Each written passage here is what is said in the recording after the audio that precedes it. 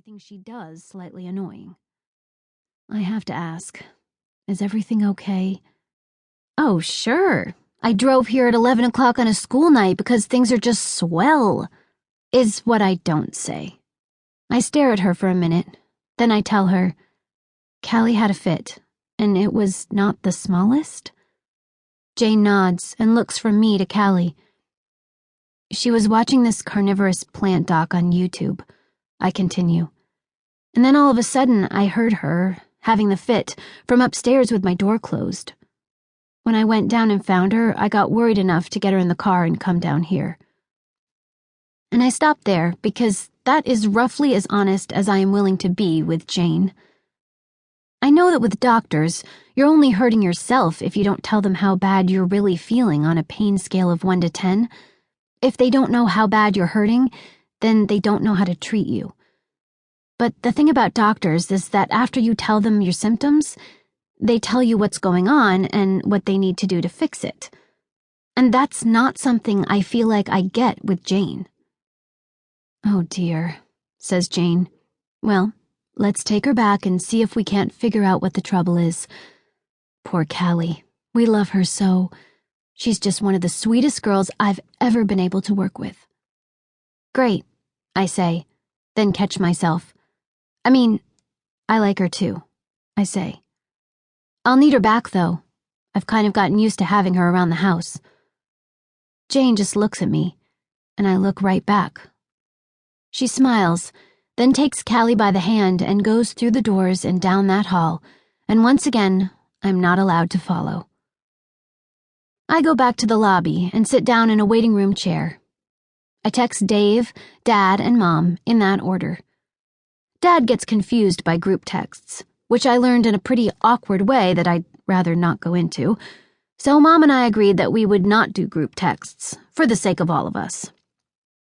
Everyone has something to say in response, but mostly, I don't care. Right now, all I care about is Callie, and about getting home and going to bed.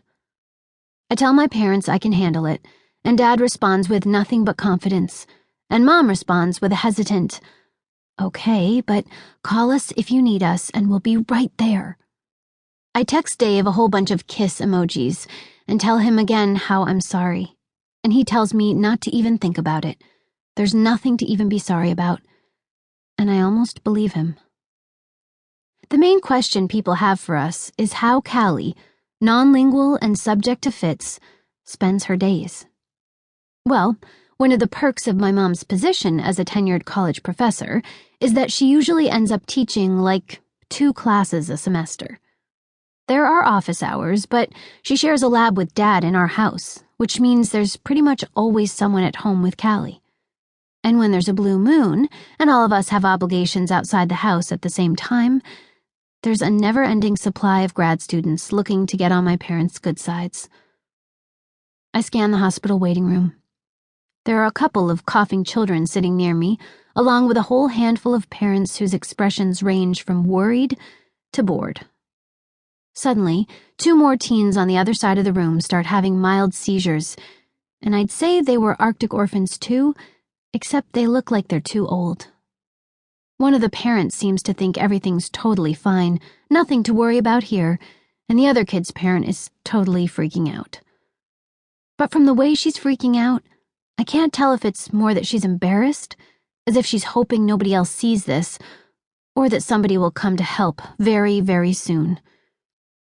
Then I start thinking that maybe it's both of these things, that she's hoping somebody's going to come and say to her child, I know this is scary and hard, but it's okay, and it'll be okay.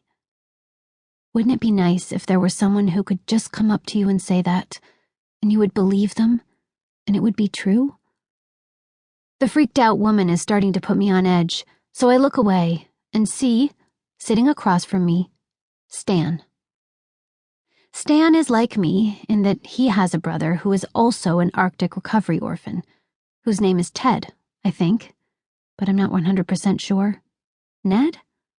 Anyway, I can't remember the last time I saw Stan, but here he is now, in gym shorts and new but dirtied Nikes and a hoodie. We've been together in this waiting room enough times that I smile and wave at him now.